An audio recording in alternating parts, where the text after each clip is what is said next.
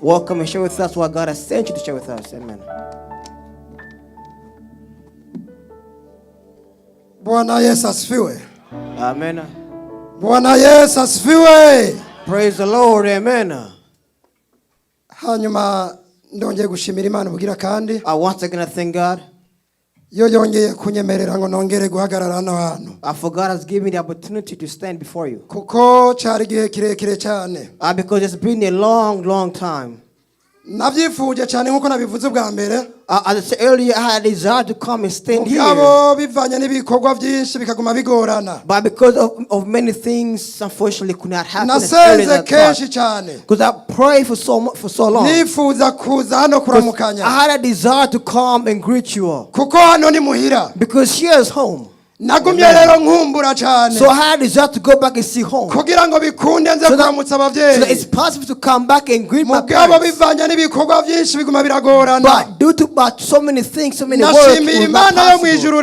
But then again, I think God in heaven. Yo yongeye kunyemerera no munsi. Only God has allowed me to be here. Nkaba ndi hano hano mu bavyeyi. And here I am among my parents. Bwana Yesu asifiwe. Glory to Christ. Amen.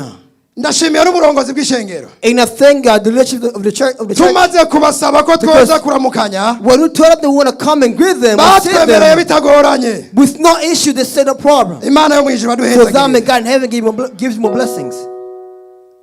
Turi hano no munsi rero. We are here today. Ikintu kinini cyatumye tuza hano hano no munsi. And the biggest reason why we are here today, nukuza gushima ibitangaza mwadukoreye. It is to come and show the miracle God did to us. Mwatubaye hafi cyane. You guys are close to us. Twagiye dukora ibikorwa byinshi bitandukanye. We did so many things of different kinds. Tubituye muratuba hafi. And we came to you guys for support, and you guys were close to us. And that is why we came here today. Because somebody said that if somebody do you good, if somebody do good and they don't thank you, or they're not thankful, that person is not a good person. For that, we sat down as a church and we saw the good thing they did for us. And we said that let's go and thank them. Amen. And that is why we are here today. To thank you and the parents as well on how close you guys were. May God in heaven give you more blessings. Amen. And as that being said, somebody said that there's no way you could thank yourself. Oh, let me ask those who came with me. All those who came with me, please come forward. Because when David want to thank God, he prays God through songs. So let me ask, if you came with me, please stand and help me. Because we're going to sing a song and praise. They can dance for God in thanking God for what you did for us. Amen.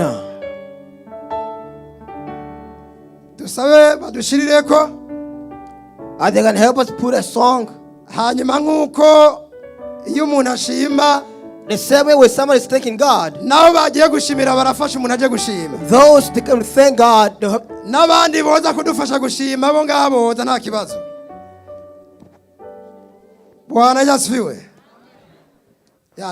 bo ngaha mwoza kudufasha kugira ngo dushimire hamwe. Abakunda igisirimba. Bwana Yesu asifiwe. Amen. Bwana Yesu asifiwe. Majeshi. Bwana Yesu. Bangahe bumva imbeho? Bazinye isi. Who's cold? Amen. Amen. Majeshi. Soldiers. Hey. Let's all stand. If you are sick, come forward to pray for you. So we're going to praise God through songs. But let me beg you, do not play the instruments. All the keyboards stop. We're going to sing a song of the cross in the throne. If it was down the throne, you'll be dead. And I will be dead too. But because it's the throne, if you're alive, amen.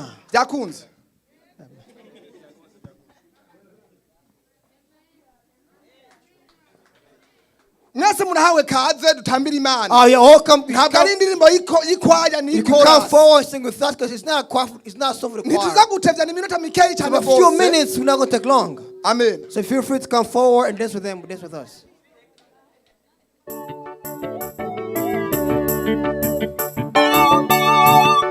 Hey! Mukunga!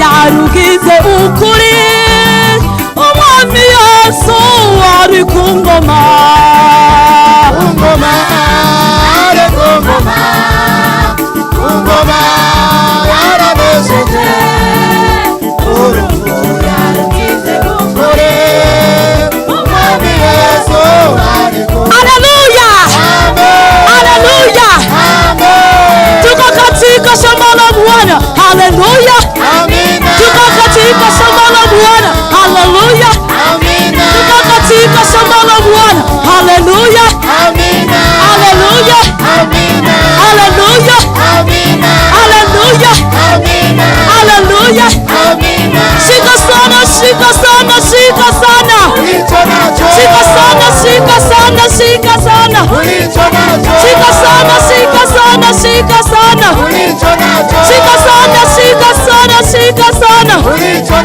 Shika sana shika sana shika sana Shika sana shika sana shika sana Makofi na vigelegele tumwimbie Yesu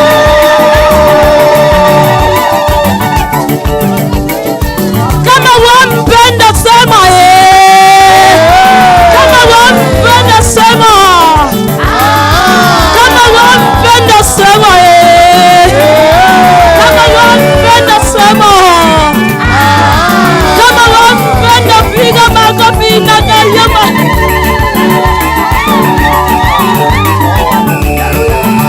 Kanisa la Bwana mpo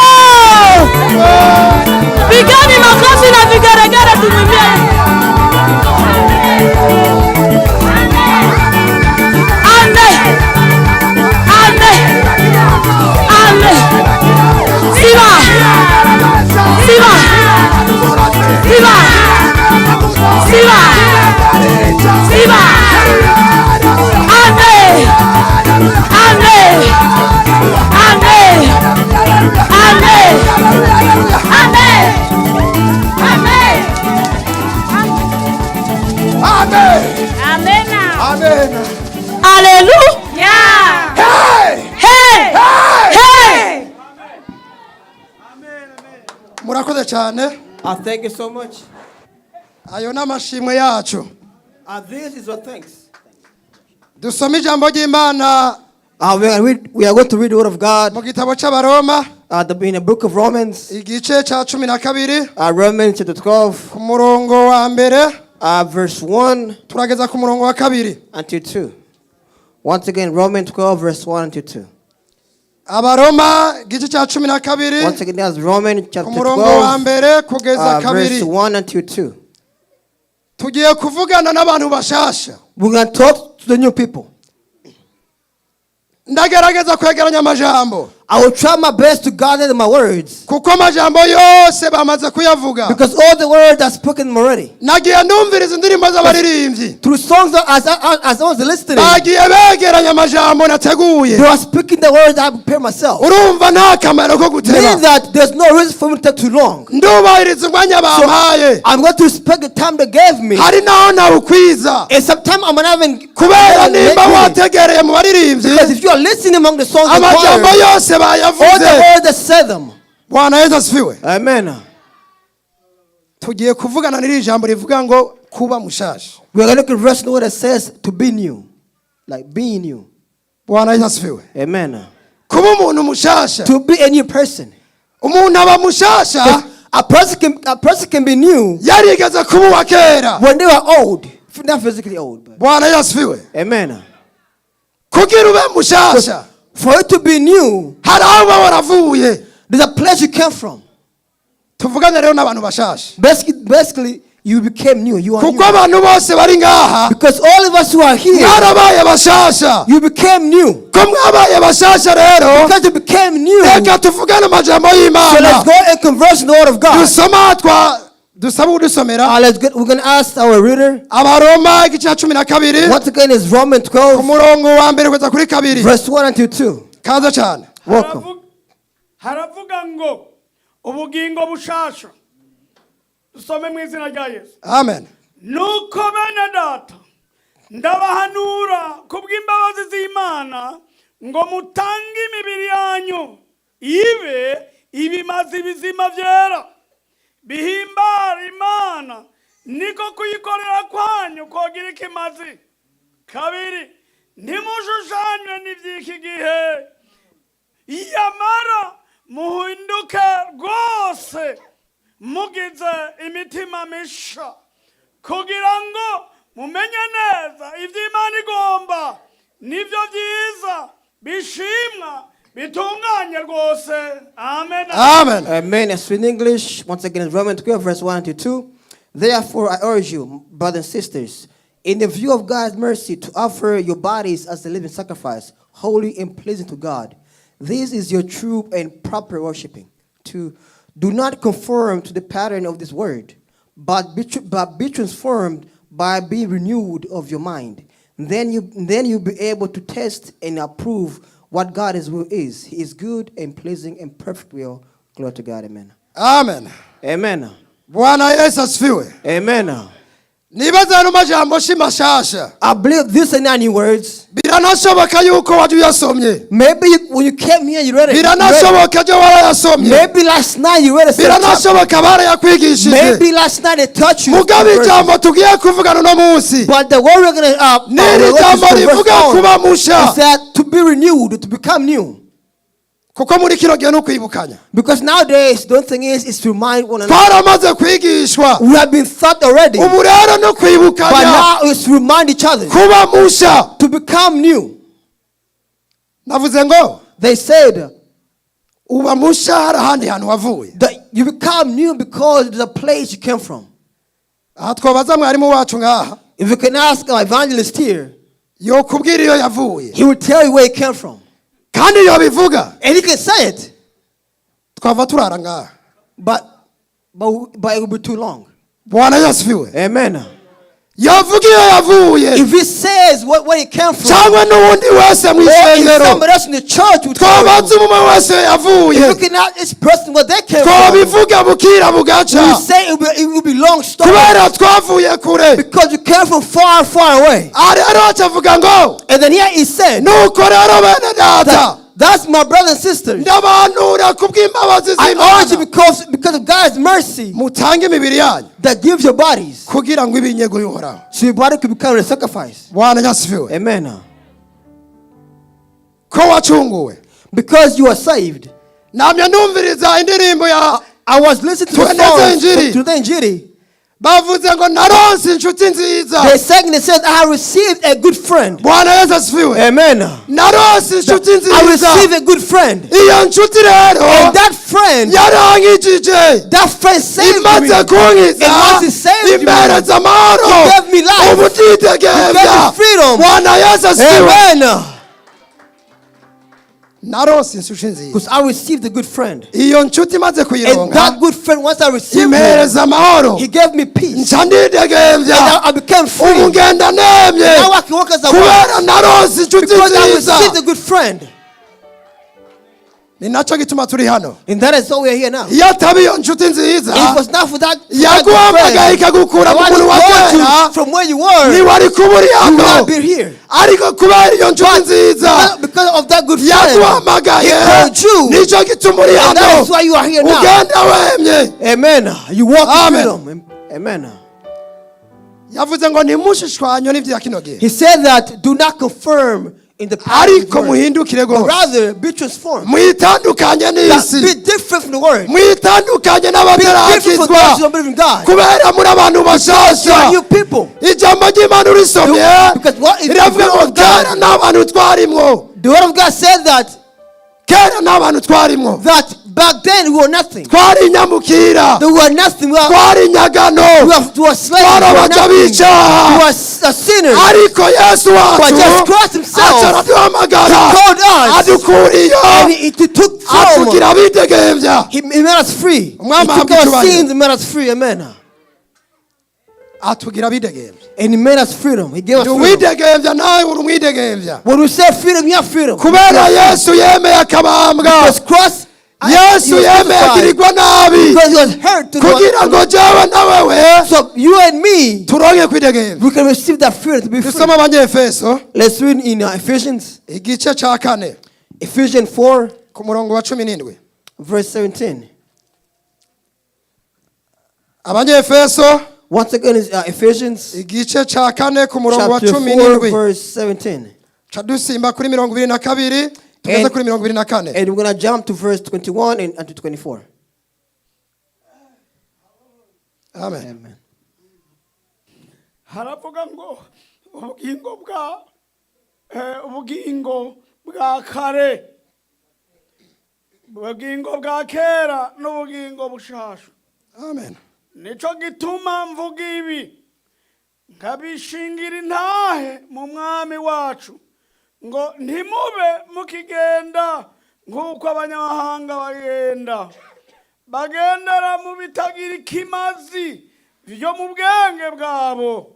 Tugenda 2 na kangahe na kabiri 2 na kabiri haravuga ngo kubabwira ku by'ingaso zanyu za kera ngo mwiyambure wa muntu wa kera abozwa no kwifuza ku ruhendo mugahinduka basha mu mpwemu y'ubwenge bwanyu mukambara wa muntu musha yaremwe mu ishusho y'Imana mukagororoka mukwera kukuri. Amen. Amen. Let's read in English, but once again, Ephesians 4, verse 17, and then 22 and 24. I'm going to read. So I tell you this, and I insist on it in the Lord, that you must no longer live as the Gentiles do, in the futility of their thinking. 22. You are taught with the regard of your former ways of life, to put off your old self, which is being corrupted by its deceitful desires, to be made new and in the attitude of your minds, and to put on a new self, created to be like God in true righteousness and holiness. Amen. amen Amen. Pawulo nawe yandikira abanyefeso And Paul wrote a letter to the Ephesians, arababwira and he told them, abibutsa ivyo he told bakera them and bagenderamo reminded them of the old ways. anababwira abashasha ingene And bakwiye he kugenda told them the new ones how to walk in the way. And he told them that abakera bagendera mu bitagira ikimazi the former self, they walked in the things on the ways. arababuza kudasubira kubigenderamo He said that they should no longer walk in the kuko ways, ivyo vy'abatagira ikimazi because the thing that was meaningless, abakera bagenderamwo from our ways of walking, bitahimbara imana it did not please God. arababwira ngo And he told them, ntimuze musubire kubigenderamo do not no longer walk in that kuko way, ivyo abakera because bagenderamwo what they walked into bitagira ikimazi had no meaning. ivyo abakera What they bagenderamwo walked into, vyari bibi you are bad. bwana yasifiwe Amen.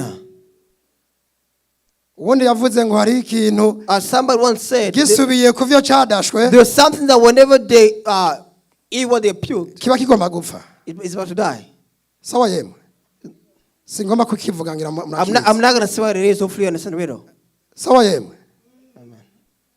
Gisubiye kuvyo cyadashwe. That once eats what he puked kiba out, kigomba gupfa. it's about to die. Bwana yasifiwe. Amen. Twarabaye bashasha. Because we are new now. Warakijijwe. You are saved. Narakijijwe. I was saved. Hari ahantu navuye. There's a place that I came from. Pawulo abwira abanyefeso Pastor Ephesians, ati mwirinde protect yourselves. nimuze musubireyo That you don't go back in your kubera ways. inyuma ni habi. Because in the behind you is bad. Mukaroti yaraga His inyuma wife, she looked back. aca biki And she became what?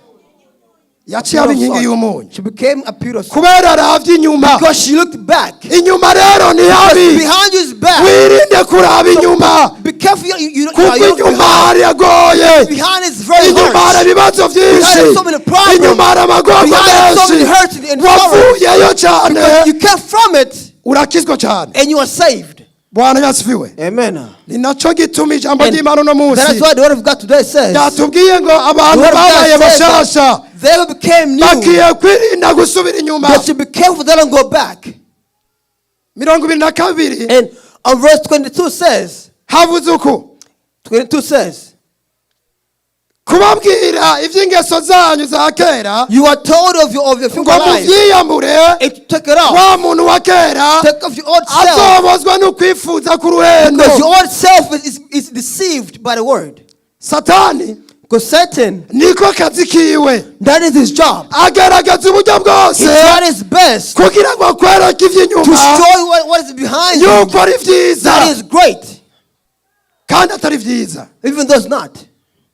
Kubera iki Satani Because agaragaza kukwereka Question is, ivy'inyuma? why Satan want to show you? Kubera araza abakijijwe, Because he knows that that's kubera not hari saved. ingero babikiwe, There's the reward they've been hari kept from. ivyiza There's babikiwe. good things they'll be given. Satani araguma So agaragaza Satan shows his kukwereka best to mislead you. yuko inyuma ari heza. He shows you that Mugabo behind si you heza. is good, even though it's not. Mugahinduka And then you are changed, you're transformed, mukaba abimwemu and become of those. y'ubugingo bwanyu. You become with spirits. to Umwami your ahabwe life. icyubahiro. May God be glorified, amen. Iyo wakijije ukaba mushasha Once you are saved and you are new, uca winjira muri mwemu yera. you enter and you receive the Holy Mwemu Spirit. yera And the akakurongora. Holy Spirit, when He leads Mwemu you, yera the Holy akakuganza. Spirit that commands you and Iyo leads you, mwemu yera controls you. akuganza, And once He leads you, commands you. Satani agombye kuza kuri wewe. When Satan tries to deceive Mwemu you, yera aca the Holy guhishurira, Spirit will show you. akaca kwereka And He yuko show you that inyuma ari habi. behind you is not good. Bwana Yesu asifiwe. Amen. Wifuze kugira mwemu yera, So have a desire to receive the Holy kugira ngo Spirit. mwemu yera agushoboze Let the Holy Spirit kugendera mu buryo bwa mwemu, in the walk in the path of kugira ngo righteousness. azarakwereka ibiri Let inyuma Him show you what is behind you. kuko ari bibi. Because what is behind you is not good. Dusoma aho tugiye kurangiza Let's read the last book. aha nyene mu binyefeso Same book of Ephesians, igice ca gatanu by Ephesians 5, umurongo wa 15 verse 15 ku murongo kugeza 17 until 17. niho tugenda kurangiriza. From here, we are going to conclude. haravuga ngo nuko mwirinde cyane uburyo mugenda mwoye kugenda nk'imburabwenge ariko mugende nk'uko abanyamugenge. 16 mugure uburyo mubugwiza kuko iminsi ari mibi, nuko ntimube ibivu ariko mutahure ibyo umwami wacu agomba. Amen. Byari ivyo. Amen. It's in English. Amen. It says, from 15 verse to 17, be very careful then on how you live, not as unwise, but as wise, making the most of every opportunity, because the days are bad. Therefore, do not be foolish, but understand what the Lord's will is. Amen. Amen. Amen. Ku bantu bashasha rero, So to those who are new, Pawulo avuze ngo Paul said mwirinde uburyo mugenda, that be careful in how you walk. nimugende nk'abatagira ubwenge, Do not walk as if you're not mugure wise, uburyo mubugwiza and make the most of your time, kuko iminsi ari mibi. because the days are bad. Bwana yasifiwe. Amen. Tugeze mu minsi ya nyuma, We are at the end of time. iminsi y'iherezo, We are at the end of time. iminsi twiteguriye kuza k'umwami A wacu time Yesu. where we expect the returning of our King. Muri iyi minsi rero Nowadays, hazoza bagubwira ibi They will n'ibi. come and tell you this and this. Mugabe ijambo ry'Imana rivuze ngo But the word of God says, muguru umujya mu bugwiza make the kuko best of iminsi the ari time. mibi. Because the days are bad. Hazoza bigira bavugishwa n'Imana Some are going to come as the prophets of kandi God. bazoza basoma ijambo They ry'Imana, will come and they will read the word of God. bazokora ibitangaza, They will create miracles. bazokora ibikorwa bikomeye. They will make so many work. Mugabe ijambo ry'Imana rivuze But the ngo word of God says muguru umujya mu bugwiza that make the most of the kuko time. iminsi ni mibi. Because the days are bad. Turi mu minsi ya You nyuma. are at the end of time. Kuri wewe watoranijwe, You who have been saved, wewe who were Imana chosen. yahamagaye, You God wewe called. Imana yakuye You kure. God took from. Turi mu minsi ya We are nyuma. in the bad time. Uguru umujya ubugwiza So make the most of kuko the time. iminsi ni mibi. Because the days are bad. Nuko ni mu bibifu, Do not be foolish. ariko mutahure But understand ivyo umwami wacu what agomba, our King wants, ivyo ari vyo, what it is, kuko ari vyo vyiza. because it is perfect. Amen. Amen. Bwana Yesu asifiwe. Amen. Tumenye ivyo umwami wacu Yesu Let's know agomba, what our King wants. kuko ari vyo vyiza. Because that is good. Bihimbara Imana. That pleases God. Kuri wewe Imana To yacunguye, you, to God of kuri saved. Imana yahamagaye, You God called. umenye ivyo Imana Know what God igomba, wants. umenye icatumye Imana Know what igucungura, God called you or what kuko God turi mu saved you. minsi ya nyuma. Because you are at the end of time. Usomye muri Matayo naho If you read Matthew, havuga ngo mwame mugavye, it says, always be careful. kuko mutazi umunsi n'isaha. Because you do not know the time and Umwami day wacu Yesu Kristo when our King Jesus azobirako. Christ can return. Hacavuga ngo And it says, yabanya n'urugo if the owner of the household umunsi gisuma kizirako, knows who the thief will come to rob them, niwakunze ko inzu yibahibwa. they'll be ready at all time. Yabanye n'inzu, But if the owner of that house, yomenya umunsi gisuma you when the kizirako, thief will come to steal, to yora rob yari them, maso they'll be awake. kugira ngo igisuma So nikimwibe. when the thief comes, they'll be Nibwo awake. umwami wacu Yesu Kristo And that's what the King said. azoza, You come like that. azoza mu munsi You come when utazi. you're not ready. Twame twiteguye So always be ready. kuko tutazi umunsi Because we n'isaha. do not know the time and day Umwami wacu Yesu Kristo when our King Jesus azozirako. Christ can return. N'aya majambo y'Imana These are my words. abayumvise Never heard them. Imana ibahezagire. God bless you. Turasubije umwanya. Amen.